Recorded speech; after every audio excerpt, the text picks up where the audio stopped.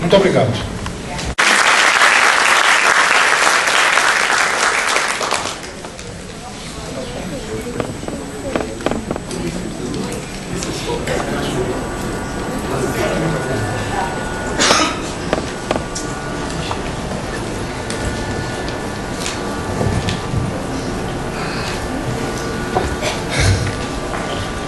Boa tarde a todos e todas. Eu estou me sentindo completamente abandonado. E eu lhe confesso que raras vezes eu me senti assim. Abandonado e emocionado, eu vou ter que ultrapassar um pouco o período da taquicardia, da voz trêmula, da falta de lógica no que posso dizer. Então eu peço a vocês 5 minutos de tolerância para que eu possa encontrar os meus espíritos. Diante de mim, 2 grandes amigos, Ordílio e Walter Tavares, Célia Barqueiro, minha colega, Paula, e tantos outros que exatamente a emoção não me permite deixar reconhecer. Eu perguntei a Marcos por onde começar, e eu vendo estas imagens, esta apresentação tão inteligente, fico com raiva de mim, que não sou capaz de preparar uma apresentação. Acho que as palavras escritas me aprisionam. E eu tenho 2 ou 3 lugares para visitar a partir da sua provocação. Vou lhe pedir que me assinale quando tiver uns 10 minutos para terminar, para eu me organizar.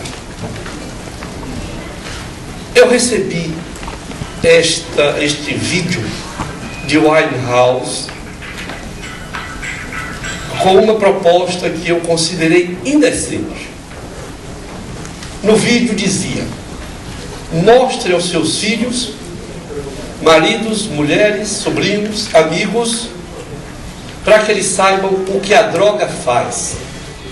Eu me recuso terminantemente a atribuir à droga as imagens que você mostrou. A responsabilidade por essas imagens é a vida, Vinícius. É a vida de cada um. Eu escrevi num blog que ninguém lê, porque ele não é conhecido e não será nunca, porque eu não vou colocar uma foto minha nu, o que daria certamente um ibope alto. Eu escrevi neste blog que ninguém disse, ninguém escreveu o que significou para esta moça ter se tornado o que ela se tornou enquanto artista. Eu perguntei no meu blog, quem sabe me dizer dos amores de Winehouse? Quem sabe me dizer como ela poderia fazer a diferença entre os honestos e leais amigos e os interesseiros usurpadores da sua glória? Quantos homens foram capazes de amar esta mulher enquanto mulher? Quantos homens ou mulheres foram capazes de amar esta jovem por puro e mero interesse? Eu pergunto a cada um nessa sala a mesma coisa. Por quê? Que condições faltaram ou sobraram? Nesta condição, eu compreendo que talvez a droga tenha sido a única alternativa. Muita gente coloca na droga o fim, e eu tenho dito que a droga, muitas vezes, é o começo e o meio. Ela não vai me responder, mas eu tenho absoluta convicção de que a alma desta moça foi esvaziada e no lugar se fez droga, como única alternativa de suprir uma falta monstruosa. Portanto, Marcos, para cada uma dessas pessoas que a foto monstruosa substitui as fotos angelical, há uma história, e é esta história que conta. Não é a droga que mata, mas a vida que é esvaziada de cada um. Ao longo dos meus 30 anos de trabalho com usuários de drogas mais leves, mais graves, menos graves, eu tenho sempre perguntado o que houve. O que houve entre o antes e o agora, para que nós tenhamos um depois anunciado. E a resposta que eu tenho recebido sempre é que foi a vida. Foi a vida humana. Foi a possibilidade humana de escolher. Ou, se quiserem, a possibilidade humana de não escolher ou de não poder escolher. Mas nós humanos somos marcados por esta possibilidade. Nós somos os únicos seres vivos que sabem, que conhecem, que reconhecem a sua finitude. Somos os únicos seres humanos que sabem que somos dotados, cada um, de um carretel de vida, maior ou menor, mais forte ou mais fraco. E temos o dever de, em reconhecendo a nossa finitude, construir a vida como se fosse eterna. O que é um dilema, porque nós somos fundamentalmente marcados pela morte, ou melhor, pelo reconhecimento de que somos mortais. Vida, morte, reconhecimento da nossa finitude. É entre um polo desse e outro que a droga pode se instalar, para cada um, em suas circunstâncias. Portanto, eu repito a minha frase, que a droga não me interessa. Eu só me interesso pelas histórias humanas. O que pode parecer um paradoxo, porque nas histórias humanas se inserem as substâncias psicoativas. Essa é uma coisa. Rei Charles. Eu me emocionei muito vendo esse filme. E as coisas, como diz você, Marcos, não são por acaso. Eu ontem dormi mal, porque eu me lembrei que hoje eu deveria fazer um trabalho que eu não sabia exatamente o que me esperava. Eu tinha olhado esse palco uma vez daquela porta, e aí pensei, o que vou dizer? Passou pela minha cabeça coisas bonitas, eu tenho que fazer sucesso. Eu tenho que dizer coisas muito inteligentes. Eu tenho que terminar o meu discurso aplaudido de pé. Modestíssimo. Bem cedinho hoje pela manhã, eu me acordo e vem à minha mente uma mulher. Eu fui criado por uma mulher de nome pouco comum, Arcanja. A minha mãe verdadeira morreu muito cedo, aos 36 anos, de uma quarta gravidez. Eu fui criado, portanto, por uma mulher velha, a minha avó, pai, mãe do meu pai. Esta mulher não sabia escrever um O com o fundo do copo, mas ela era dotada de uma dignidade, de uma autoridade, de um reconhecimento pela vida, de um amor às pessoas que só os inocentes podem ter, talvez os iletrados. Aqui sinônimo de inocentes.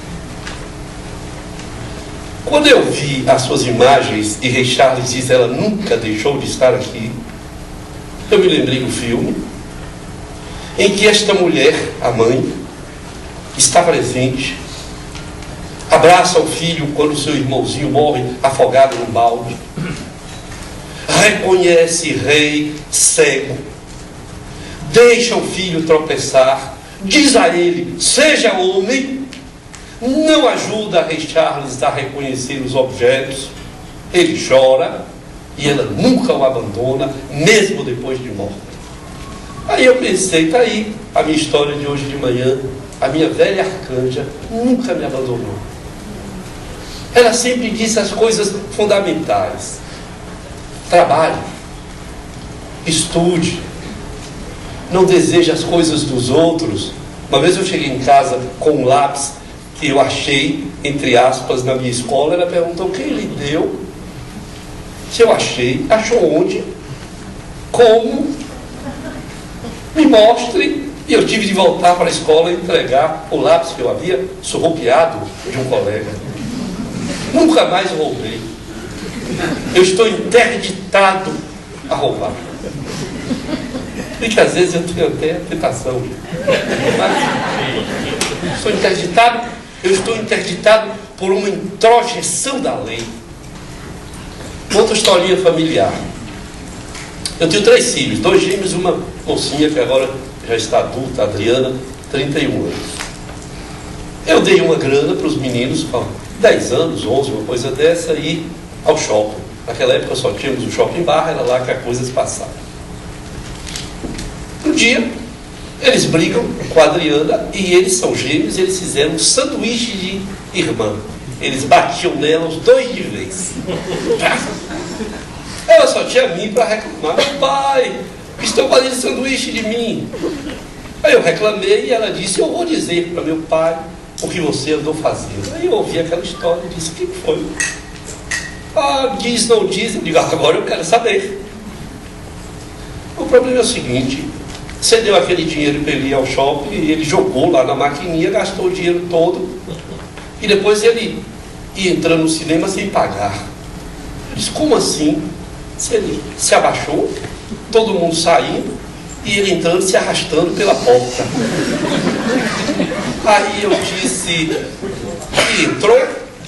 Aí ele me responde, não, porque eu vi você na minha frente. E eu não disse mais nada. Eu não reclamei, eu não bati, eu não proibi mais nada, porque eu pensei, eis aí o que cada pai deve esperar. Que o seu filho introjete a sua lei e que ele possa vê-lo quando você não estiver. Bachelard diz isso, o importante é ver a luz da vela quando a vela se apaga. Então, eu penso que a mãe de rei, a minha avó, e agora eu nessa condição de pai, temos conseguido que nossos filhos introjetem a lei que vai lhes possibilitar evitar certas armadilhas da vida, uma delas, a possibilidade do uso de drogas. Em que pese isto não ser uma vacina absoluta. A introjeção da lei não é necessariamente um antídoto 100% eficaz para os males da vida. Entretanto, eu considero, com esta longa prática de 30 anos, que as pessoas que introjetam a lei, elas têm melhor possibilidade de encontrar nas coisas do mundo alternativas mais viáveis. Hoje pela manhã, e com isso eu acabo a parte trágica dessa conversa, jornais dão como manchete que um garoto de 10 anos atira numa professora e depois se suicida. Felizmente não disseram que foi por causa de drogas. Felizmente não disseram que esse garoto, porque ele tem 10 anos, fez isso movido à droga. O que me passou pela cabeça foi o que terá acontecido. Doença mental em 10 anos? A vida perdeu sentido? Ou será que foi um amor absolutamente impossível pela professora? Será que aos 10 anos alguém é capaz de dizer ela não vai me dar, portanto ela não dará a mais ninguém? Será? Será? Será? Será? Será? O que eu sei e que tenho me perguntado é, Senhor, o que terá passado pela cabeça desta criança de 10 anos, quase 100, para que ele possa atirar numa professora e se matar em seguida, para não ser mais alcançado por ninguém? E mais, nós sabemos que os suicidas deixam uma dívida eterna, que jamais será paga. O suicida é alguém que deixa para o mundo uma dívida jamais resgatável. Então eu acho que é preciso pensar o que aconteceu. A vida. Por outro lado, outra ponta dessa nossa conversa é que eu vou passar pela minha escolha de ter feito medicina. Eu era considerado um sujeito muito feio, eu melhorei muito. Aliás, eu devo dizer que 2 pessoas no mundo melhoraram muito com a velhice: Caetano Veloso e eu. Vi uma foto minha recentemente e eu disse: eu não merecia. Não merecia. Hoje eu compreendo porque as minhas colegas me tratavam tão bem, mas toda vez que eu proponho um namoro, ela dizia: Nery, não vai dar. Eu não compreendia naquela época. Hoje eu compreendo que eu não namoraria comigo. Eu compreendo. Mas como Deus é pai, não é padrasto, eu melhorei. E hoje eu tenho um relativo trânsito facilitado. Pois bem, diziam que eu era muito feio, muito magro, muito pequeno. Eu tenho uma desostose rara, uma doença genética rara, que eu não sei porquê veio aparecer logo comigo, com tanta gente para aparecer, apareceu comigo. Se chama desostose cleidocraniana, má formação de clavículas. A cabeça, vocês estão vendo como ela é, má formação dentária, enfim. Tem outras anomalias também que eu não posso referir. Mas eu vivi. E nessas circunstâncias eu fui muito medicalizado. Aconteceu que aos 14, 15, 16 anos, entre por aí, eu me apaixonei por uma moça, minha colega de turma, de sala, lá da minha velha Vitória da Conquista. Ela resolveu fazer enfermagem. Eu, marcado pela medicalização, escolhi ser médico. Claro que o amor acabou e a medicina permaneceu, e a nossa relação até hoje é fraterníssima. Escolhi medicina. No meu percurso médico, meu primeiro trabalho foi no manicômio judiciário, lugar de mortos. Se há um lugar na Bahia em que os vivos estão mortos, se chama Casa de Custódia e Tratamento, onde os doentes mentais que cometeram delito são colocados para perícia e para tratamento. E eu tive a chance de trabalhar naquele lugar. E lá eu vi pessoas que tinham usado maconha. Nós estamos nos anos 70, 41 anos atrás. E eu, conversando com essas pessoas, verificava que elas não tinham doença. Elas eram marcadas pelo estigma da droga. Elas haviam traficado alguma coisa, mas sobretudo elas haviam utilizado maconha. E nos anos 70, a maconha era a droga temida, era a droga utilizada como arma, no sentido de provocar as pessoas. No lugar do revólver se colocava uma flor no fuzil, e a maconha era a substância que transformava.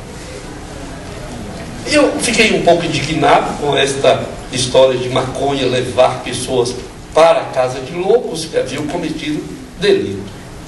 Por outro lado, eu encontrei naquele hospital pessoas super medicalizadas, pessoas com dificuldades de andar, para andar, por força do consumo de neurolépticos, medicamentos para tratar doença mental. E eu me perguntava de quem é a responsabilidade por isso. E esta palavra marcou a minha vida médica naquele momento. A questão da responsabilidade. Quem é responsável? Procurei no Conselho Regional de Medicina um processo contra médico por ter produzido dano a outra pessoa por força da medicalização, da utilização de um fármaco, e não encontrei. E eu fiquei com isso marcado. Viajei para a França, passei lá um tempo, meus filhos nasceram, voltei, e eis que o destino me coloca novamente para trabalhar no manicômio judiciário. Mas aí a professora Maria Tereza de Medeiros Pacheco, que alguns aqui se lembram, de memória saudosa, nos deixou há 2 anos, professora titular de todas as faculdades da Bahia, públicas. A professora Maria Tereza, como era alagoana, mandona, e eu trabalhava com ela desde o meu primeiro ano de medicina, ela simplesmente me comunicou: Neruda, era assim que ela me chamava, você vai trabalhar comigo na faculdade de medicina. Mas, professora, eu não tenho talento, eu nunca preparei, eu não fiz mestrado, eu não fiz isso. Eu quero saber. Amanhã você dá aula. Você viu. Veio o Chico Maria Tereza. E eu me vi, em 80, dando aula para os estudantes de medicina. Em quê? Em psiquiatria forense. Eu associei o meu conhecimento no manicômio judiciário, de trabalho, com a minha psiquiatria. Eu sempre fui psiquiatra. Parêntese, eu não encontrei lugar na medicina para meu coração e minha alma, senão na psiquiatria. A cirurgia me angustiava, a obstetrícia não me agradava, a ginecologia eu preferia em outro lugar. Enfim, eu não encontrava a gastroenterologia e todas as linhas possíveis da medicina. Vejo o Boente lá atrás, morei no Hospital Aristides Maltês, a cancerologia chegou a me atrair, mas eu já era psiquiatra quando eu propus trabalhar como sendo psico-oncologista, e lamentavelmente não fui aceito. A história de ser psicólogo, psiquiatra no hospital de câncer não agradou particularmente aos cirurgiões, que diziam, mas esses meninos não sabem nada, a palavra não tem valor, o que vale é o meu bisturi. Aí me desanimaram e eu terminei, lamentavelmente, deixando. Pois bem, quando eu trabalho a segunda vez no manicômio judiciário, eu sou marcado pela palavra responsabilidade, e agora eu estou na psiquiatria forense. Eu juntei as duas coisas e passei a perguntar aos meus alunos sobre a responsabilidade. E um deles, um dia, me perguntou, e a história da maconha? Como assim? A história da maconha no manicômio, como fica? E nasce aí o meu interesse pelas substâncias psicoativas, pelos que consomem, pelos que são consumidos, pelos que consomem medicamentos e são consumidos pelos medicamentos. Mas eu estive sempre como horizonte, que são as pessoas, são as suas histórias e as suas vicissitudes que fazem a nossa vida. Em 1985, 5 anos depois, eu propus a abertura de um centro na Bahia para exatamente acolher, estudar, tratar, orientar, acolher as pessoas que em lugar de sofrimento, se quiserem, ou para tamponar o sofrimento, colocavam substância psicoativa. Segundo ponto. Terceiro, vou voltar um pouco atrás, para a antropologia. A minha relação com as substâncias psicoativas não é simples. Eu já disse que eu fui marcado pela medicalização. Eu comecei a pensar, a partir, Gordilho, de um encontro com um homem às 3 horas da manhã, na Barra, 3 da manhã, como equipe. Esse homem injetava, eu não sei se naquela época um medicamento, eu fiquei tão transtornado, ou se cocaína. O certo é que ele injetava drogas em uma filha de 3 anos, aparentemente, e depois ele se injetava droga na dorsal do pênis. Quem tem pênis sabe que só de olhar para isso dói. Ele se injetava. Nós vimos aquilo e ficamos todos muito mal. Não fizemos nenhuma intervenção e fomos embora. No dia seguinte, conversando lá no CETAD, disse, como é que cada um experimenta essa cena? Eu pensei que para que um pai faça isso, é preciso que ele esteja repleto de umas coisas e esvaziado de outras. Ninguém veio me dizer que ele era o resultado do consumo de drogas. As drogas estavam na vida daquela criança e daquele homem por outras circunstâncias exteriores à droga, que eu vou repetir aqui, mas certamente tem a ver com a vida. Você se incomoda de voltar aqui para mim? Eu bebo pouca água durante, eu não consigo. Obrigado. Então, mais uma vez eu retorno à minha posição de que não é a droga que faz a vida, nem os humanos. São os humanos que fazem as drogas. São os humanos que fazem as drogas. Este homem e esta criança ficaram em minha cabeça. Lendo um pouco de antropologia, Walter, você me falava agora da guerra do ópio, eu desenvolvi a seguinte possibilidade que eu compartilho com cada um. Certamente nós nunca, nem sempre fomos humanos. É possível que nós tenhamos sido, no começo, uma horda, um grupo. que não tinha dotação verbal, isto é, não falava, portanto não simbolizava. Quem não fala e não simboliza está aprisionado no presente, sempre no presente. Não há passado, não há simbolização, não há como recuperar o passado, não há futuro, porque não antecipa. Esta horda estava presa no presente, magicamente presa no presente. É possível que, com o passar do tempo, porque o tempo passava para a horda, ela que não sabia, nós começamos a pensar, a elaborar, a conceber e a falar. Até que um dia, e eu estou sendo rápido, esta horda é capaz de pronunciar algo. E como consequência, rapidamente esta horda pensa e fala. O rapidamente aqui é numa longa linha do tempo. Quando a horda pensa e fala, ela reconhece o passado, ou significa, isto é, dá valor, antecipa o futuro e reconhece que o presente é o futuro que não chegou. E que o futuro é inelutavelmente um passado que não chegou ainda. E que mais ainda, o presente não existe. O presente é uma mágica. O presente é um lugar onde o futuro e o passado se encontram. Estou no futuro, estou no passado, estou no presente, estou no passado. O que conta é o passado. Nesta condição, estes humanos agora reconhecem o passado, e no passado eles reconhecem o inacessível, a morte.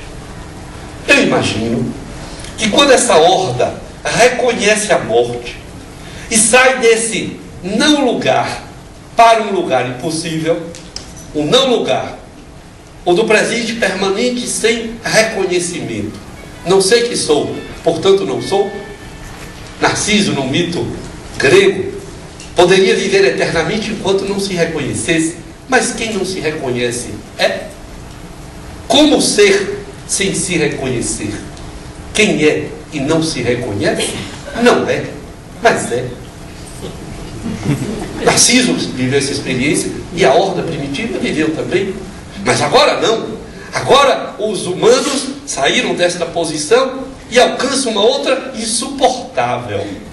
A de reconhecer que o tempo, ele se move, ele passa por nós, naquela época, portanto, novos humanos, e nos coloca diante do inelutável da nossa finitude. Eu imagino que isso deve ter sido um golpe, um susto, uma dor muito grande. Substâncias psicoativas onde? No mundo. Só para provocá-los, eu vou dizer que estes novos humanos um dia acamparam embaixo de uma grande árvore, uma laranjeira. Podia ser uma macieira, mas a macieira já foi utilizada noutra metáfora. Eu não vou usá-la aqui, mas há um livro sagrado que trata da macieira. Coloca como árvore sagrada. A minha não é tão sagrada assim ainda. Mas os novos humanos acampam lá. Chove, caem laranjas, apodrece. Um desses humanos lava o rosto, bebe desta água e se transforma. Eu posso dizer que ele se transtorna também. O que é água com laranja apodrecida? É uma bebida que tem etanol. Casca de laranja apodrecida e fermentada produz etanol. Etanol é álcool. E eu tenho certeza de que o primeiro humano que tomou deste líquido, bebeu e se transformou, aí eu posso provocá-los também dizendo, como Adão, que era um Deus de segunda categoria, meio vagabundo, não sabia de nada, não concebia nada, em que pese Adão e Eva falarem e pensarem. Mas era um pensamento sem muito valor, eu suponho, porque quem pensava valorosamente era o Senhor, que tudo sabia. A serpente estava lá, Eu digo até que a serpente era uma espécie de protopsicólogo. Estava lá, esperando. Adão pede ao Senhor que lhe dê uma companheira. O Senhor faz aquela história toda que vocês sabem, fazia fabrica Eva. A primeira, eles estavam muito amorosos no começo, muito felizes, mas o tempo é inelutável e eles caíram num imenso tédio. E um dia Eva propõe que eles consultem, por isso que eu digo que a serpente era uma espécie de psicólogo, consulta esse oráculo que ficava lá enroscado numa árvore chamada árvore da sabedoria ou do conhecimento. Da sabedoria e do conhecimento. Que sabedoria? Só ela sabia, a serpente e o Senhor, porque Adão e Eva não sabiam. Os dois perguntam: escuta, bicho, como é mesmo? E a serpente responde ainda como psicólogo: se quiserem saber, experimentem. Experimentem o quê? Comam. Mas isso vai dar merda, porque o Senhor disse que não pode comer. A serpente responde, e ele tem razão, porque se vocês comerem disso aí, vocês saberão. Saberão o quê? Silêncio bem psicanalítico da serpente. Este silêncio move Adão e Eva a consumir o produto proibido da árvore do conhecimento, porque tinha uma outra árvore que eles podiam ter acesso, era da árvore da vida. Adão e Eva não morriam porque eles tinham acesso à árvore da vida eterna. Cada vez que eles ficavam fraquinhos, eles comiam da árvore da vida e ficavam fortes, mas da árvore do conhecimento não. Quando eles tomam do produto, o que acontece? Shazam. O que reconhece Adão e Eva? O tempo. Eles não tinham noção do tempo, o tempo era eterno. Só o Senhor sabia que o tempo era linear. E eles achavam que o tempo era circular. A substância maçã, produto do conhecimento, tinha nele o conhecimento do tempo. Revela aos dois o conhecimento do tempo. Na minha horda primitiva, é uma questão de tempo. É uma questão de reconhecimento do tempo. Com Adão e Eva, é um reconhecimento de tempo. Lá no mito hebraico, cristão, o Senhor vai dizer, estou balançando aí, falta o quê? 30 minutos. Eu vou terminar antes, obrigado. Agora eu já sei, quando você balançar o 15 é 15, 10 é 10, 5 é 5, 0 eu vou embora. Então, terminar essa história rápido. Ambos, horda e nossos pais primitivos, reconhecem o tempo. Com Adão e Eva, tanto quanto na horda, eles vão buscar alternativa.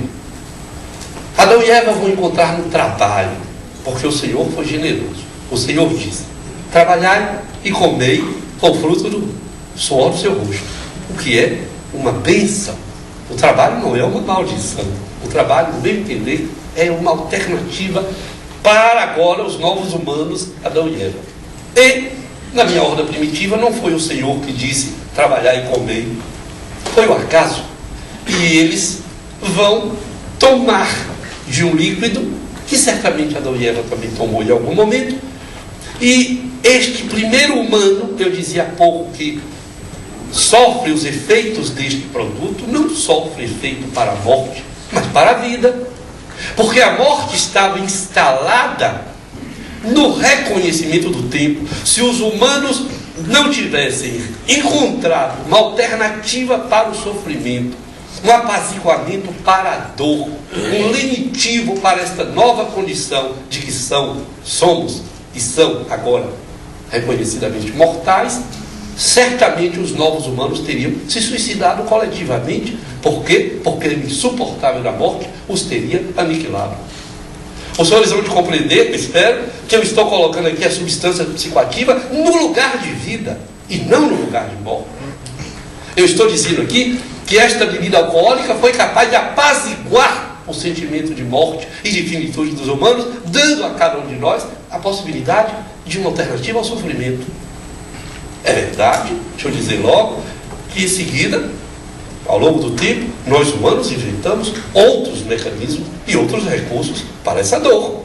Mas essa ficou lá, essa foi a primeira e ela é utilizada até hoje. Nós fomos capazes, ao longo da nossa história, de fazer outros pactos. para lidar com a dor de sermos mortais. Nós fizemos invenções, sem ofender aqui aos mais religiosos, eu acho que nós inventamos a religião. Eu imagino que um humano um dia disse: se quem fez tudo isto está para além de nós, e se nós tivermos uma parte deste imortal, nós não seremos também de certa forma imortais? Estava inventada a alma, porque a alma pertence ao imortal, e portanto nós somos mortais de um lado e imortais do outro. Eis aí uma outra alternativa para a morte: ter em nós a imortalidade, parte de Deus. Boa solução para quem acredita nisso. Talvez a arte seja outra possibilidade. Eu disse aqui que o trabalho é uma alternativa, na perspectiva que eu coloco. Portanto, nós humanos somos capazes de inventar diversas possibilidades para a dor insuportável da finitude. Não esqueçamos das substâncias psicoativas. Agora, o que a gente não previa, o Senhor devia prever, mas nós não aqui, nós íamos degringolar. De que nós íamos fazer pactos. Mas está escrito também, e acredita, eu não sou muito religioso, mas eu leio frequentemente a Bíblia, e está escrito lá que assim que um irmão saiu com o outro, fizeram besteira, cair na tabela. O homicídio está na história humana desde o começo. Quem disse que os humanos são bons e que o social os corrompe, errou. Os humanos nascem maus, vivem maus, morrem maus e são bons nos pactos quando eles conseguem sustentá-los.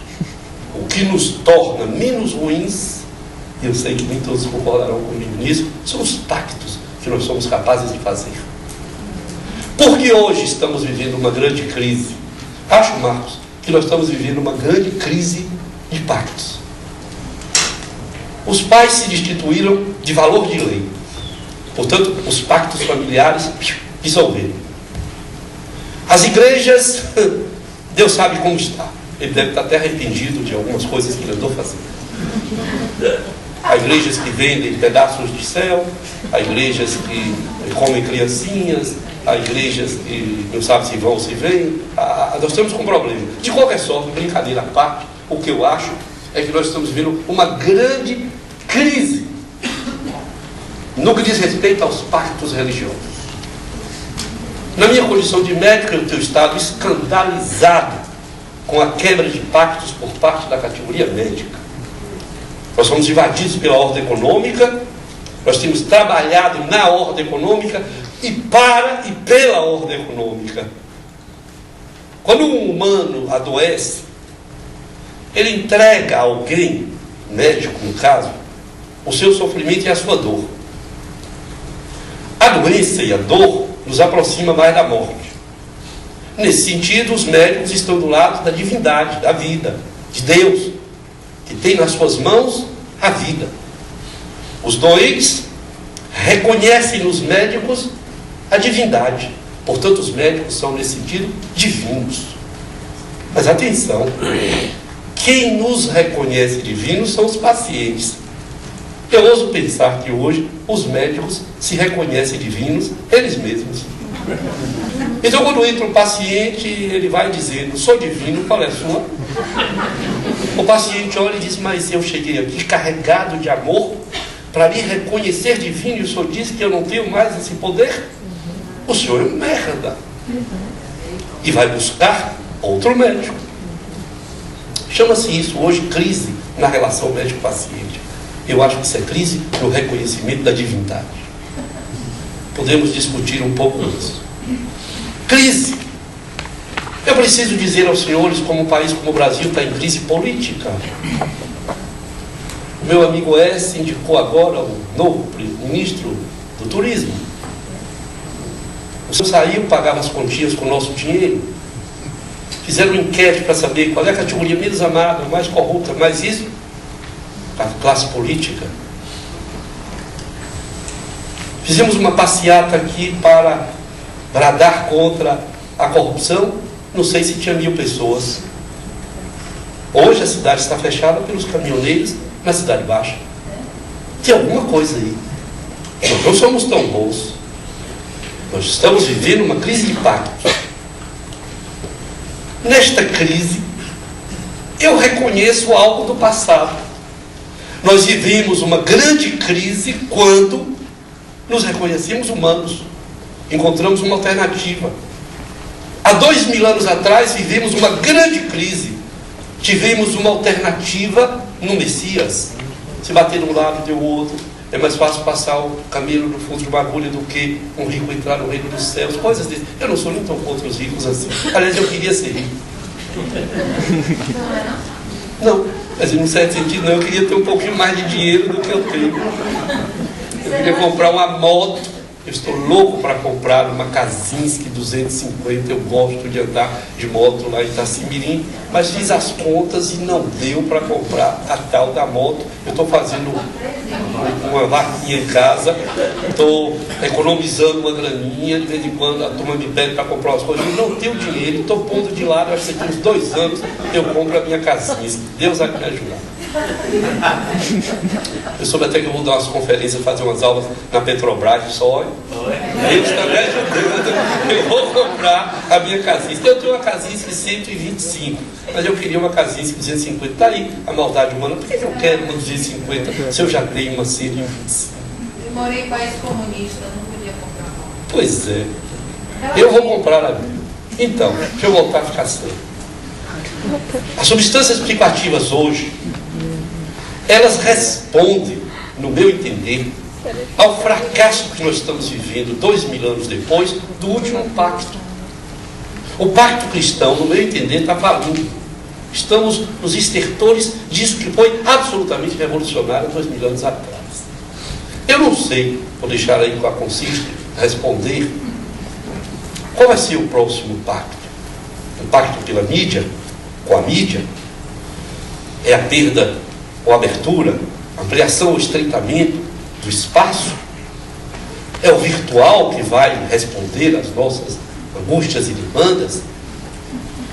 Neste momento, o que eu sei, e acho que durante muito tempo ainda, nós vamos aumentar o consumo de substâncias psicoativas legais e ilegais, por força do sofrimento, por força da desorganização e da quebra de pactos que nós temos vivido.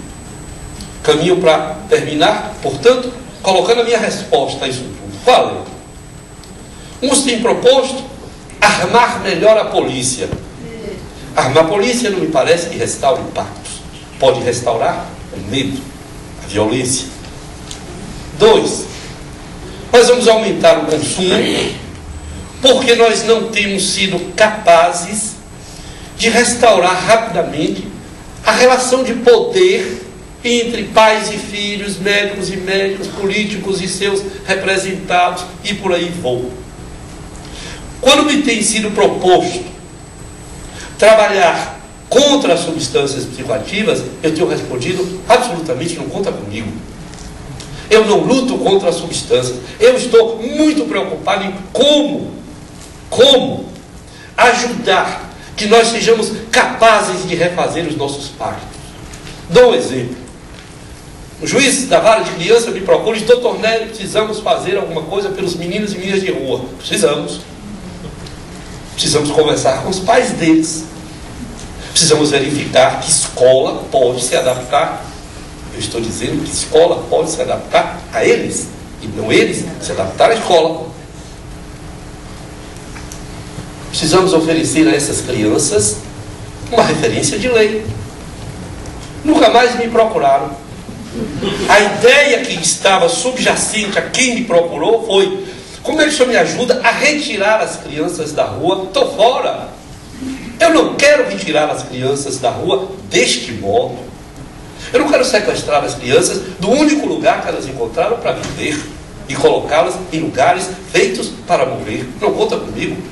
Instituições de morte não têm o meu apoio.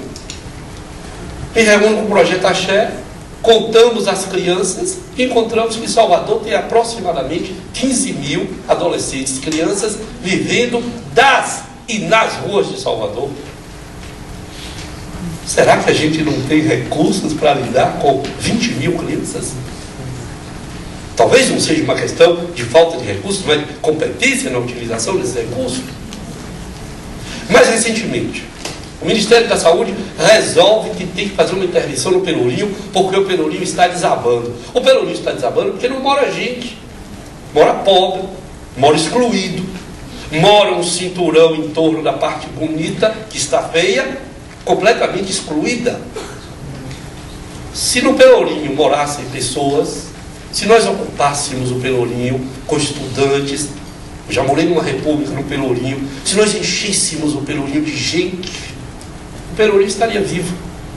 O Pelourinho não estaria morto para nós e aparentemente vivo para os turistas. O Ministério vem aqui e diz o seguinte: vamos revitalizar o Pelourinho, vamos fazer pactos pelo Pelourinho. Dona Fátima Mendonça me procura e diz: eu tenho alguma ideia para o Pelourinho? Tenho, sim senhora, eu sou prêmio de ideias, eu sou grato de ideias, eu vivo parindo de ideias, só não tem quem crie. É uma. Quero. Eu sonho em criar no Pelourinho um ponto de encontro. O que é isto? Um lugar onde o sem lugar, o sem destino, o sem futuro, o sem passado, os que só têm presente possam ir. Ah, isso é interessante, me disse ela. O senhor sabe onde colocar isso? Sei, sim, senhora. Tem uma casa na rua direita de Santo Antônio, abandonada, linda, do século XIX, com azulejos portugueses admiráveis, caindo aos pedaços. Vamos lá? Vamos. Visitamos e ela disse: esta casa será no ponto de encontro. Ela me explica um pouco melhor o que o senhor quer. Eu digo: eu quero o seguinte, eu quero uma máquina de lavar, quero 2 chuveiros, uma máquina de fazer café e um dinheirinho para comprar uns biscoitos, e eu quero uma equipe que eu vou selecionar de gente que não tem medo de gente que não torce o nariz para o sujo e para o feio, de gente que gosta de gente. Eu tenho essas pessoas. A senhora me dá? Dou. Surpresa. Por aí eu vou terminar. Surpresa. Recebo um e-mail de um comerciante da rua direita de Santo Antônio. Mais ou menos assim: o senhor não tem vergonha não de propor uma coisa dessa para o Santo Antônio? Minha resposta: não, senhor. O Santo Antônio tem gente precisando de um lugar onde ser acolhido. Segundo, terceiro e-mail: o senhor pode vir aqui conversar com a gente? Posso, eu não tenho medo de ninguém. Eu não tinha medo nem de ACM. Uma vez, parênteses, eu tenho 2 minutos ainda. Eu trabalhava na caixa d'água. Tinha um cidadão que roubava todos nós. E ele dizia: olá, doutor, como vai? Tudo bem. O que o senhor tem para me dar hoje? Eu entregava. Ele se chamava Bebê a Bordo. Depois mataram. Ele nos roubou 7 vezes. Um dia ele levou tudo. Aí eu disse: eu não posso mais trabalhar aqui, Marizinho, se lembra? Aí eu procurei um lugar para ir. Eu já posso contar essa história hoje. A CM já morreu, eu já estou perto de morrer. Então, não tem problema, porque antes eu não tinha coragem. Tinha um secretário de Justiça que tinha muito medo de ACM. No dia que ele tinha que ir lá, ele sofria. Eu até pensava: use alguma coisa. Mas eu dizia a ele: olha, tem medicamentos que aliviam esse sofrimento. Eu disse a ele: o senhor me leva, porque uma pessoa me telefonou no Canela, tem um lugar cheio de entulho e que você podia ir para lá, subsolo do CESAC, onde era no passado a imprensa oficial da Fiocruz. E eu trabalhei lá, eu sabia, era um lugar 500 metros quadrados. Meu Deus, é tudo que eu queria. Falei para o secretário: o senhor me leva para falar com a CM? Olha, a CM não é. O senhor me leva numa entrevista, tudo que eu quero é que o senhor me leve. Se o senhor falar nada, eu me viro. Eu disse que eu me chamo Antônio, eu não tenho medo de ninguém. Então, eu também não tinha medo de ACM, nunca tive. Fui com ele, entrei. A CM ficava sentado num patamar um pouquinho mais alto do que os mortais. Aí eu fui puxando a minha cadeira, puxando, e fiquei tudo dele. Meu filho, qual é o seu problema? Aí eu contei rapidamente: eu estou trabalhando num lugar que estão me roubando coisa, estou trabalhando. Só tem algum papel para me dar? Tem, sim, senhor. Me dê. Na saída ele se levanta e me acompanha até, era tudo o que eu queria, até a porta. Com a mão no meu ombro, generoso como ele era, assim, enganador, que só odiava. Eu já sabia que quando eu atravessasse a porta, a CM nunca mais ia se lembrar de que eu havia existido. Pois bem, aí o secretário pergunta, como foi? Ótimo. Me autorizou a telefonar para Otto Alencar e dizer que eu posso ocupar o Canela. Aí eu pego o telefone, Otto está vivo, possivelmente vai chegar até ele, mas agora não tem mais jeito, tem muitos anos. Ele disse, Otto, meu caro, ele era secretário de saúde, a CM me autorizou que eu ocupasse aquele lugar. A minha lógica é que Otto não ia ligar para a CM, e nem o secretário ia ligar, e que ninguém ia falar nada. E hoje é a primeira vez em minha vida que eu conto essa história publicamente. Nós estamos trabalhando no Canela. Claro que eu não fiz mais isso, é evidente que eu não fazia essas falcatruas, mas nós estamos trabalhando há 15 anos no Canela, fazendo um trabalho que é interessante. Pois bem, os comerciantes da direita de Santo Antônio me convidam, eu vou para uma reunião, e nós já tivemos 2 grandes embates, em que a comunidade dona, e eu compreendo que eles têm razão de querer ganhar o dinheiro deles, mas eu já expliquei várias vezes de que eu vou ajudá-los. As pessoas sem destino, sem futuro e sem passado, só no presente, como eu disse, que circulam no Pelourinho, terão um ponto de ancoragem, tomar um banho, mas não vai ser uma água qualquer, vai ser uma água que vai tentar lavar um pouco mais do que a sujeira dos seus corpos, vai ajudá-los a restaurar alguma coisa que eu chamaria de dignidade. Nós queremos que essas pessoas tomem um café conosco, conversem, fiquem o tempo que puderem e depois vão embora, porque lá não será um dormitório, não vai ser um ambulatório de tratamento, não vai ser um lugar para dormir, será um lugar para encontrar pessoas que não têm ninguém, nem coisa alguma a encontrar. Neste momento, eu estou lutando contra as forças econômicas da Rua Direita de Santo Antônio que não querem implantar esse lugar. Devolvi a bola para o governo da Bahia, dizendo, do ponto de vista técnico, eu garanto, agora a questão é política. Quer dizer, nós estamos vivendo hoje essas dificuldades. Isso me surpreende, mas eu compreendo. Compreendo, mas não aceito.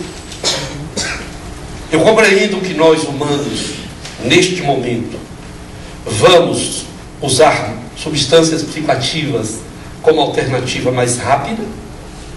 As substâncias psicoativas lícitas, como a bebida alcoólica e os medicamentos, ocupam uma dimensão extraordinária. Se me propuserem lutar contra a Ambev, eu não aceitarei. Hoje eu fui convidado para um evento aqui neste shopping, patrocinado pela Ambev. Eu respondi, eu não participo de evento promovido pela indústria de bebida. O que não quer dizer que eu não beba. A bebida é sim um extraordinário lenitivo para o sofrimento. Eu reconheço esse valor. Mas eu não participo de um comércio mortal. O que significa que nós deveríamos reajustar, nós deveríamos reconsiderar, e eu volto para terminar, a questão dos pactos. Nós precisamos refazer nossos pactos com a indústria, com a fábrica de bebida alcoólica. Será para amanhã? Absolutamente não. Então concluo. Eu não luto contra as drogas. Eu não luto contra as substâncias psicoativas. Eu trabalho para refazimento de pactos. Eu trabalho para reconsiderações, reconhecimentos de valores, de lugares e de fatos. A droga não faz os humanos, eu disse isso há pouco. Somos nós humanos que, na medida das nossas possibilidades, são várias, precisamos encontrar novas dimensões e novas relações com as substâncias psicoativas. Corro o risco de terminar, não só mediocremente, como meio depressivamente, na medida em que eu não reconheço a curto prazo uma alternativa mágica para a nossa relação transtornada com as substâncias psicoativas. Por esta razão, e eu vou terminar por uma provocação dos demônios, eu defendo atualmente a legalização irrestrita de todos os produtos psicoativos ilícitos. E por quê? Porque o comércio monstruoso, sem limites, cuja regra é única, a morte, e eu disse aqui ao longo da minha conversa de que a morte é o nosso dilema. A morte agora é utilizada como instrumento de regulação num comércio monstruoso. Se o Estado regular este comércio, nós saberemos o que fazer com os humanos que derrapam, que fracassam. House fracassou, aspas, na sua relação com as substâncias, ou ela fracassou na sua relação com a vida. Portanto, eu não reconheço uma alternativa imediata, mas eu os convido, tantos que vieram meio-dia e 50 ouvir estas histórias, certamente já tinham ouvido em outros lugares, eu os convido a cada um contribuir com a sua possibilidade, não na luta contra as drogas, e não no reconhecimento do fracasso de quem morreu utilizando uma substância psicoativa, mas que nós sejamos capazes de reconsiderar nossos pactos pela vida. E aí eu vou terminar assim. Marcos Vinícius, você conta comigo para o refazimento de pactos pela vida, mesmo que para isso eu tenha que reconhecer o consumo de substâncias psicoativas capazes de matar. Mas a vida é o que mais mata.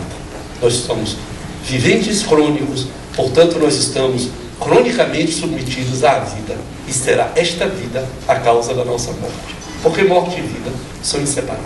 Obrigado.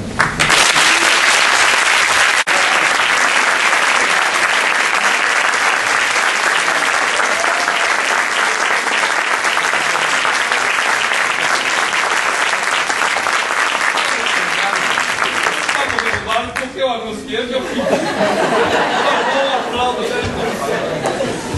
Nós temos alguns minutos ainda. Perguntas? Pois não. Olha, tem microfone. Ok? Aqui embaixo, por favor.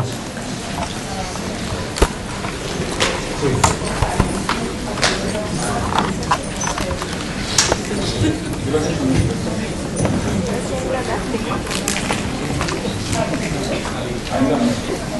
Seja bem-vindo.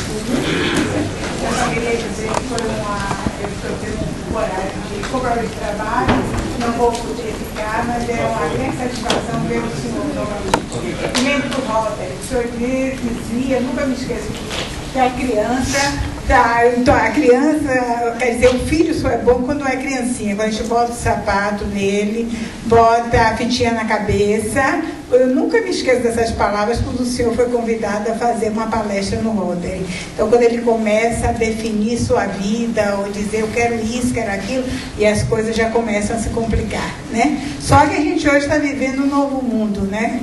E a gente tem que ter um novo olhar, uma nova visão. Mas muito obrigado pelo que eu vi aqui, vou agregar muito a minha vida como pedagoga. E o CETAD já eu conheço demais os fóruns e depois quero ver os cursos, que são, quer dizer, que militam lá, né? Que diz que tem assim um elenco muito grande. Eu sou Marisa Santa Bárbara, trabalho na SIG, Secretaria da Indústria e Comércio. Mineração. Parabéns, viu, doutor Nery? Foi um prazer em revê-lo. Obrigado. Obrigado, Marisa. Pois não, o senhor. Boa tarde, Nery. Qual a sua opinião referente a cidades como Terezinha, São Paulo e agora o Rio? Estão tirando os meninos da rua, vários, de crack, abusivamente. Olha, eu disse, meus colegas do CETAD todos são contra a retirada compulsória. De certa forma eu já respondi aqui no final, quando eu digo que não é retirando as crianças da rua. Eu fiz a minha tese de doutorado, da qual eu me envergonho, você sabia, eu tenho uma vergonha da minha tese de doutorado pelo seguinte: eu fui para a rua, passei 3 anos vivendo com os meninos em 4 regiões de Salvador, me ofereceram a possibilidade de ir à França escrever um trabalho, eu fui escrever e ganhei o título de doutor com a vida deles. Eu não tinha como voltar e dizer, cada um de vocês tem um pedacinho desse meu título. Depois eu restaurei a minha dor, utilizando esse meu título para ter mais força para trabalhar. E nesse sentido eu devolvi aos meninos o que eu inventei, chamado consultório de rua, que agora está sendo considerado uma nova tecnologia inventada pela Bahia. O consultório de rua foi a minha resposta aos meninos, porque eles me permitiram escrever o meu doutorado, que me deu, certamente, mais poder para trabalhar. Então, eu não sou favorável à retirada dos meninos de rua, porque a minha tese mostrou que vão para a rua os mais fortes. Talvez você não saiba que as mães, inteligentemente, olham para os seus filhos e escolhem o mais forte e vai para a rua. Então, os meninos que estão na rua são os mais fortes, porque as mães guardam com elas os mais fracos. Então, esses meninos são de uma força extraordinária, e é natural. A mãe não manda o mais fraco para a rua, ela manda o mais forte. E esses meninos aprendem a viver na rua. Eles aprendem a ganhar da rua a sua vida. Eles morrem na rua também, claro. Aí, na minha tese, eu verifiquei que poucos meninos cheiravam cola. Coisa que todo mundo dizia, quase que implicitamente, quem está na rua está usando droga. Não. Os meninos que são de rua, porque tem os na rua e os de rua, os que se apropriam do espaço público e tornam esse espaço privado, espaço a morar ali.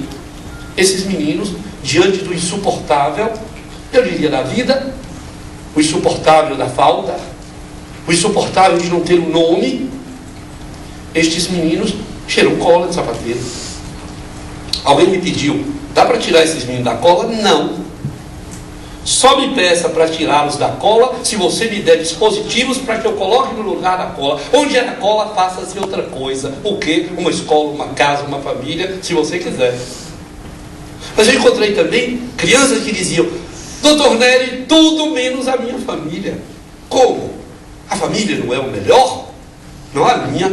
Aí eu fui ver a família desses meninos e disse: se eu tivesse uma família dessa, eu estaria na rua. Porque a família era mortal e a rua era de vida. Nós precisamos reconhecer essas coisas antes de simplesmente, aspas, retirar compulsoriamente as pessoas da rua. É preciso reconhecer no ato das pessoas na rua e de rua um ato que tem significação. Não há ato sem significação. Portanto, estar na rua é um ato que tem significação. Eu preciso reconhecê-lo para, então, propor ou não propor alguma coisa. Portanto, sou contra as retiradas compulsórias de pessoas na rua, como se elas fossem lixo que se retira para colocar em um depósito. Pessoas não são lixo. Pessoas são pessoas que fazem escolhas, e essas escolhas têm consequências. Nós é que nem sempre vemos as consequências.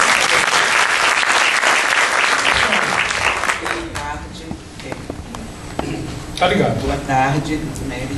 Eu me chamo Suzana, sou professora de ciência estadual e leciono do EJA, tempo formativo 1, e eu tenho uma turma que realmente é um manicômio, viu? Porque as senhoras nem quiseram ficar mais nessa turma e os alunos, eles não são concentrados. Não são? Eles não são concentrados no foco do conteúdo. E ele foi uma pergunta até essa semana que um deles me fez sobre drogas, né? A legalidade. O senhor é a favor? Eu também não sou contra, mas eu gostaria de saber se os países, né, que a lei, né, permite o usuário, né, de drogas, melhorou esse foco sobre a vida, o pacto sobre a vida. Porque tudo a gente passa por uma educação, né? E o professor hoje, estadual, municipal, federal, ele não tem ainda a competência para lidar, para trabalhar esse conteúdo. Muito difícil. Eu já fui ameaçada quando eu comecei este ano a trabalhar, né? E eu fico preocupada porque a Secretaria de Educação não nos dá assim, subsídio para a gente trabalhar com este conteúdo. Obrigada. Eu vou responder sem responder completamente. Número 1. É preciso fazer a pergunta: quem tem interesse pela legalização? O comerciante que vende na ilegalidade e ganha entre 300 e 500 bilhões de dólares por ano? Não. A ilegalidade é uma questão de mercado. O dia que legalizar, este comércio vai a pique. Então, ninguém tem interesse em legalizar. A gente tem um medo danado dessa expressão, mas saibam que quem está na ilegalidade hoje não quer entrar na ilegalidade por uma questão de mercado. Não paga impostos. É uma violência sem tamanho. Essa é a primeira questão. Segundo, eu não sei se deveria dizer, mas vou dizer: as nossas secretarias de educação, elas não somente não dão condições para lidar com conteúdos específicos como a droga, como elas não dão condições de fazer educação nenhuma. Então, por que colocar essa história de drogas como um elemento especial da educação, quando a educação tem que ser antes da educação, para depois pensar em conteúdos específicos? Tem que capacitar professor para lidar com drogas? Não. Eu acho que precisa capacitar professores para lidar com gente, com alunos, com crianças, com adolescentes rebeldes, numa situação de pactos falidos, porque eu não disse, vou dizer agora, os pactos entre alunos e professores estão rompidos. Os professores não têm o menor respeito pelos alunos, data verde, a voz de si está fora, e os alunos não têm o menor respeito pelos seus professores. Nós vivemos num país, num lugar em que os professores foram destituídos de lei e de valor. O professor não é mais representação de valor. Eu tenho contato permanente com a minha primeira professora. Está viva com 96 anos. Maria Angélica Rosa e Silva, mora na Praça da República, em Vitória da Conquista, onde eu me hospedo toda vez que vou. Minha primeira professora. Quer dizer, mas ela é uma referência de lei. Ela é uma referência de trabalho, referência de vida. Não foram os professores que se destituíram de valor, nem os alunos se destituíram de valor. Houve uma destituição de valor de um lado e do outro. Precisamos restaurar isso. A escola precisa ter papel higiênico. A escola precisa ter descarga para dar no cocô, água. A escola precisa ter papel. A escola precisa ter livro. A escola precisa ter gente. A escola precisa ser um lugar de pactos, de respeito e de valor pela vida. O resto vem sozinho. Então, vou voltar. Por que a escola está na merda que está? A droga, dizem, circula na escola. Porque não tem outra coisa. Nossos alunos não têm outra coisa senão a relação com a substância psicoativa ilícita. Restauremos os pactos, restauremos a dignidade da escola, restauremos o lugar do professor. O professor não pode ganhar R$400 por mês? Tenha paciência. A autoestima do aluno. Onde está? Onde está a autoestima do professor? Não, em lugar nenhum. Ele se dissolveu. Então, novamente, eu acho que nós temos de lutar, não é contra a droga na escola, mas pela restauração da dignidade da escola. Pode ser um chavão, não é? Restauração da dignidade da escola. Enquanto isso não for feito, você não terá espaço, vai ser ameaçado, dirão que é a droga que está fazendo a escola. Não. A droga ocupa atualmente o lugar que era do professor, do aluno, do pai, da mãe, do respeito, da atenção, do cuidado uns com os outros. Onde não é isso, há dor, sofrimento e morte. E onde tem essas coisas, tem, por exemplo, uma alternativa que é o uso de maconha. Então a galera vai para as escolas aí, fuma maconha doidado, e Deus seja louvado que tem maconha para fumar. Porque se não fumar maconha, põe fogo na escola. Odebrecht uma vez me convidou para ir fazer, eu digo o nome da empresa, não pedi segredo, para eu ir lá em Sauípe. Tinha 6 mil homens trabalhando. Doutor Nélio, estou usando maconha. Eu fui lá e olhei, 6 mil machos, não tinha uma mulher trabalhando. Eu pensei, ou fuma maconha, ou vai ser uma viadagem.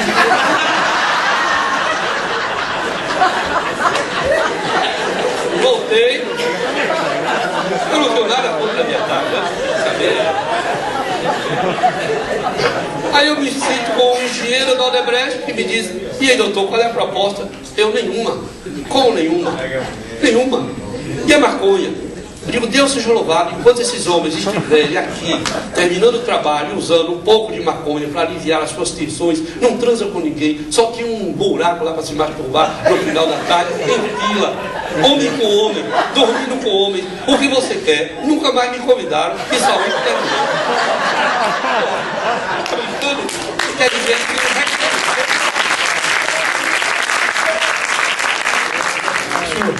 não estou, desculpe, fique de pé. Não estou dizendo aqui que as pessoas devam usar droga, fazendo habeas corpus. Eu não preso.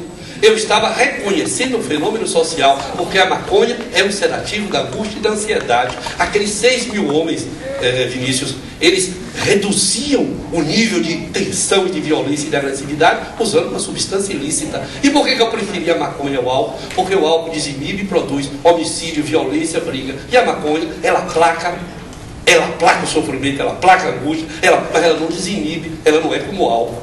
Repito, não estou propondo que se use uma substância ilícita, mas reconheço o efeito da substância e um efeito social, neste caso. Por favor. Boa tarde a todos.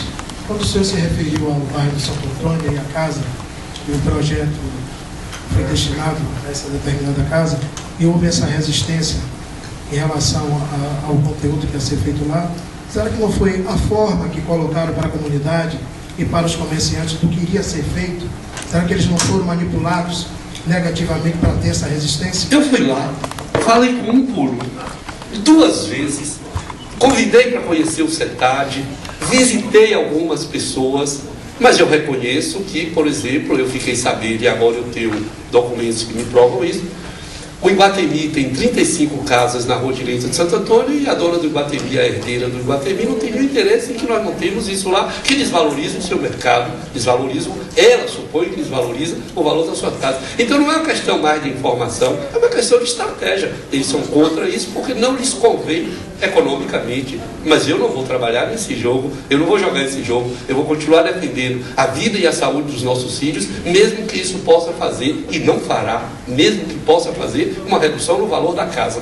Eu dou mais valor à vida dos nossos filhos que não são turistas no Pelourinho do que os eventuais turistas e casas que eventualmente existam no Pelourinho. Mas eu fiz o que pude. Obrigado. Mas, Heloísa Lima.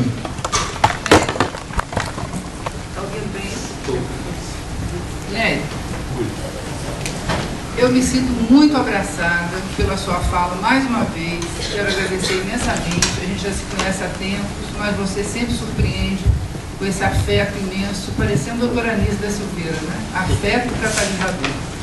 Eu queria falar com você 2 coisas, e também para todo mundo que está aqui hoje presente, que é um prazer imenso ver essa plateia aqui reunida. Você falou de pactos e de quebra de pactos. Na minha vida inteira eu tenho tentado fazer pactos e agora, felizmente, parece que estamos conseguindo um pacto através da saúde cultural.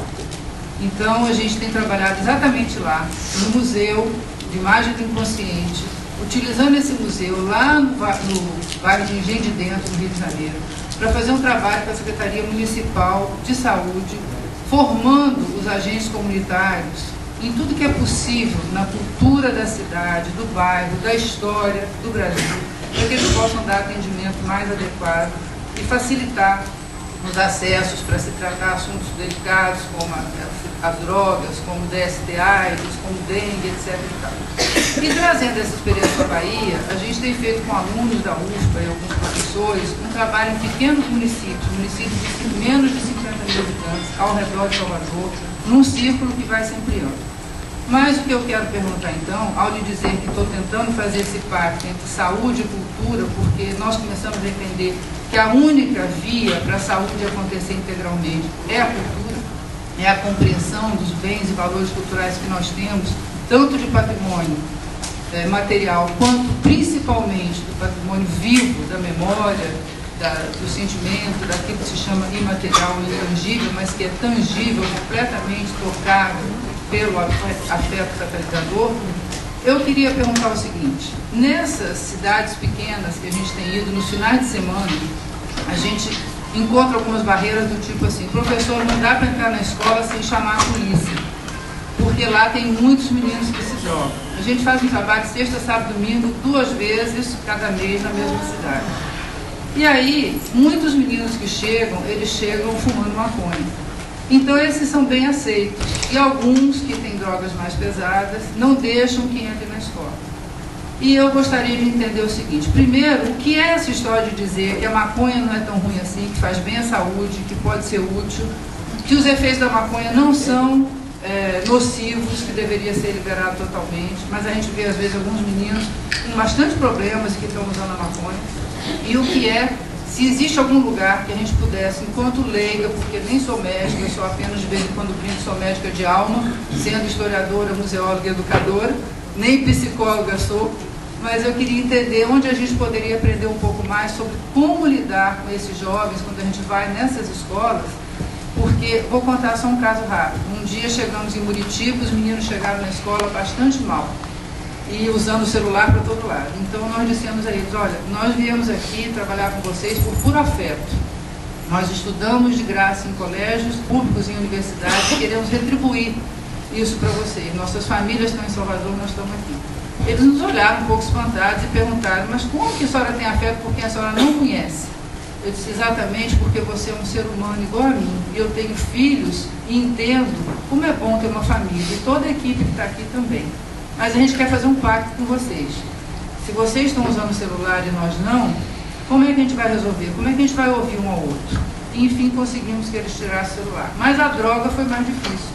Então eu falei para ele o seguinte, eu sei que alguns de vocês têm hábitos que vocês não conseguem abandonar simplesmente ou facilmente. Então vamos fazer assim, só vem para aqui quem tiver com vontade realmente de conversar e sem os hábitos. Mas se vocês estiverem aqui e precisarem usar os seus hábitos, peçam licença e saiam. E voltem depois que o efeito do hábito tiver acabado.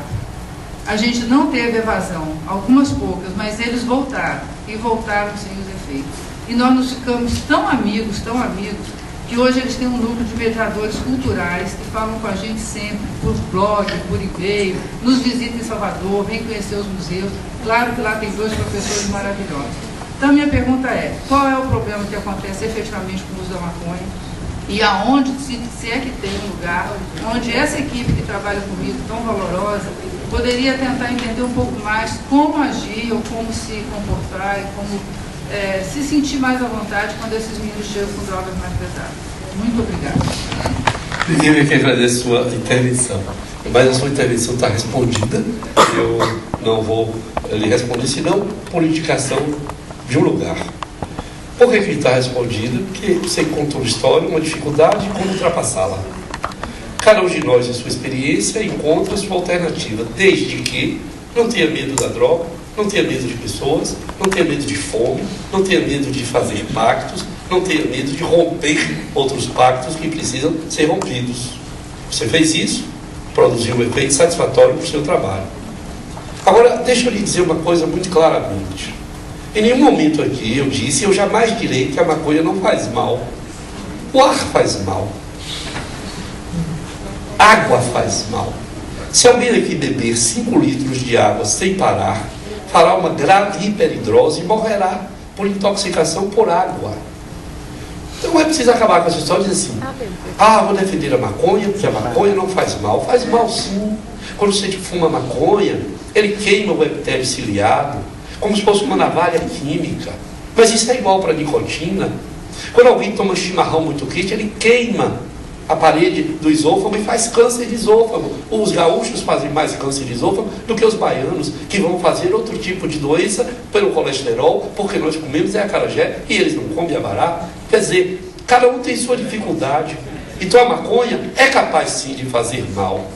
O que nós não podemos é demonizar o produto e demonizar este mal. E dizer, o que está acontecendo? Qual é o lugar? A maconha é um sedativo da ansiedade, sedativo da angústia. Desafia a escola, desafia a polícia, que demonizou a maconha. Quem quer um demônio para lutar com determinadas instâncias sociais, tem um demônio disponível que é a maconha. Mas se a maconha for desdemonizada, o que nós teremos? Um produto, uma substância que faz mal sim, mas que é capaz também de reduzir a tensão do globo ocular. Queima o epitélio, melhora a tensão glaucomatosa de globo ocular. Agora, eu vou usar maconha porque tenho glaucoma? Não, eu tenho medicamentos melhores do que maconha para glaucoma. E maconha é proibido. Quer dizer, nós precisamos desdemonizar. Quer dizer, é reconhecer o efeito benéfico ou maléfico que todos os produtos e circunstâncias podem portar em si mesmas. Agora, quando nós demonizamos o uso de maconha e atribuímos o fracasso da escola ao uso da maconha, e já estão pensando em dizer que o fracasso da saúde é por causa do crack, aí não tem saída, porque nós não encontramos no real esse fracasso. Nós vamos encontrar o fracasso de um sistema, o fracasso de formação, o fracasso da faculdade de medicina que não forma médicos adequados para a realidade que nós temos, professores mal formados, enfim. Voltamos à história de que nós precisamos reconsiderar nossas circunstâncias sociais, quais são os valores que mantêm nossa organização, de que lado nós podemos ir. Então eu lhe respondo assim. Por outro lado, se a sua equipe precisar de ajuda para compreender, porque precisa, melhor o que é maconha, quais são os modos de uso, quais são as circunstâncias, de que modos faz mais mal e menos mal, nós no CETAD temos um dispositivo, que é um núcleo de ações comunitárias, inteiramente aberta à comunidade, para fazer parceria e ajudar quem faz outras atividades a reconhecer qual é o lugar da droga, a reconhecer o efeito das substâncias e a poder inventar lá o seu processo de trabalho, encontrar melhores alternativas, inventar novos caminhos, que é o que nós estamos precisando fazer. Agora, colocar outdoor no Salvador, dizendo que 87% das mortes na Bahia são por causa do uso do crack, é o gênio da comunicação falaciosa, ou então é um grande engano, ou há um interesse de outra natureza, porque na Bahia nós não temos nem 0,5% de usuário de drogas responsável pelos 86% de homicídio que está por aí. Nós temos sim luta por território, tráfico é pesado, nossos pactos estão fracassando, nossos filhos estão em contato com crack, cocaína, maconha e álcool.